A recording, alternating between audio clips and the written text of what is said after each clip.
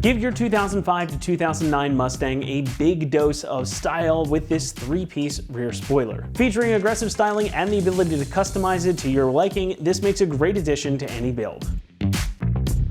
Now, the stock spoiler on the early S197s is not very aggressive, it's just that plain little pedestal if you even have one. But this 3-piece one is a great way to remedy that situation. It's a nod to the Roush cars of that same generation with this extended duckbill style that wraps around the edge of the trunk and goes down onto the sides of your quarter panels. Of all the spoilers, this one takes the cake for integration in my book, since it quite literally molds to the body lines of your car. The uprights at the base here further enhance the look and allow this to sit proud of the deck lid quite a bit to complete that aggressive appearance. That 3-piece design means that you get the coverage you want and the right look, but your trunk lid remains fully functional too. Now, this one does come unpainted, but it is fully primed and ready for you to put the finishing touches on it. So you can do this in pretty much whatever you want. You can match it to the car, you can do it in black, or you can just go totally wild and make it a big visual statement. The possibilities are pretty much endless, but no matter what you do, it's sure to make your car look that much cooler and turn some more heads.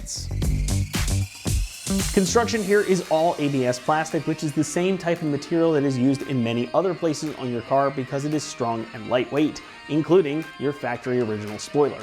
Now, the primered finish means that this is again ready for paint right out of the box as you see it here on the table, and it comes pre-drilled to make installation that much easier for you, but more on that in a moment.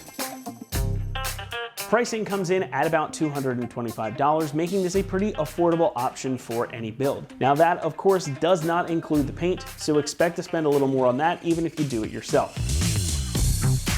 Installation gets a 2 out of 3 on our difficulty meter, and the job should take you around an hour to complete.